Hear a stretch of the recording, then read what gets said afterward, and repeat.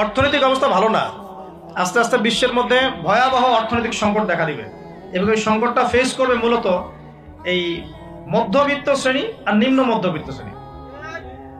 খুব ধনী দেশের কোনো সমস্যা হবে না, যারা মিডল ক্লাস কান্ট্রি বা আরেকটু নিচু মানের কান্ট্রি অর্থনৈতিক দিক থেকে, এদের সামনে ভয়াবহ একটা অবস্থা ফেস করতে হবে। সময় যাইতে দেন, আস্তে আস্তে সব স্পষ্ট হয়ে যাবে, আপনারাই বুঝতে পারবেন। অলরেডি গরিব মানুষ হাহাকার করা শুরু করেছে, হাহাকার করা শুরু করেছে। বড় লোকের তো কোনো সমস্যা নাই, গ্যাস তেল চাল ডাল সবকিছুর দামও যদি বাড়ে, বড় লোকের কোনো সমস্যা আছে? আমার তো কোনো সমস্যা নাই, আমি তো খেতে পারতেছি, কোনো না কোনোভাবে খেতে পারতেছি। কিন্তু যে কৃষক মজুর শ্রমিক, হ্যাঁ, যারা গরিব মানুষ, এরা তো আমার মতো না। আমার জন্য 4 বার বিদ্যুতের দাম বাড়লে কোনো সমস্যা নাই।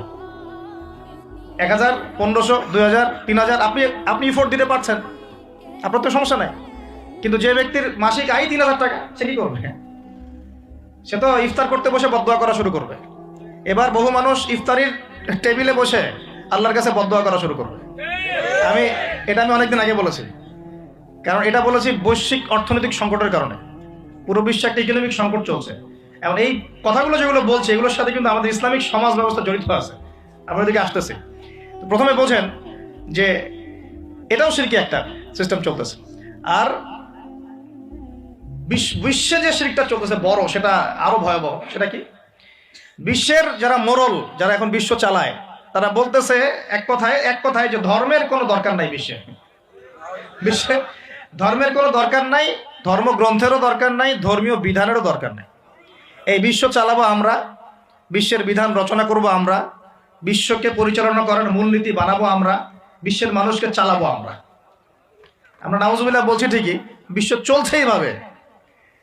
এখানে আল্লাহর আসমানি কিতাব, কোরআন, হাদিস, শরিয়া, ইসলামী সমাজ, এগুলো বুড়া আঙ্গুল চল। কেউ টাইম দেয় না। এগুলো মুখে মুখে বক ধার্মিকতা দেখায়। জুমার দিনে এসে নামাজ পড়ে, ঈদের নামাজ পড়তে আসে, তারাবির নামাজ পড়তে আসে, দাড়ি রাখছে, পাগড়ি পড়ছে, এটা বক ধার্মিকতা। আগে ভিতর ঠিক করতে হবে। তো ভিতরটা কি? ভিতরটা হচ্ছে তাবারাকাল্লাযী বিয়াদিহিল মুলক। সূরা মুলকের 1 নম্বর আয়াতে কি বলছেন আল্লাহ পাক? তাবারাকাল্লাযী বিয়াদিহিল মুলক, বরকতময় সেই আল্লাহ। এই আল্লাহ পাক মহাবিশ্ব সৃষ্টি করেন নাই? এই মহাবিশ্ব কে সৃষ্টি করছে? আল্লাহ। এই পুরো মহাবিশ্বে পৃথিবীর মতো কোটি কোটি কোটি কোটি গ্রহ আছে না? আছে কি নাই? এই পুরো মহাবিশ্বে কার হুকুম চলে? ওই পুরো মহাবিশ্বে কি জিবরাইল আলাইহিস সালামের হুকুম চলে? আল্লাহর কোনো ফেরেশতার হুকুম চলে? কোনো নবীর হুকুম চলে? তাহলে কোনো মানুষের হুকুম চলার কোনো প্রশ্ন ওঠে?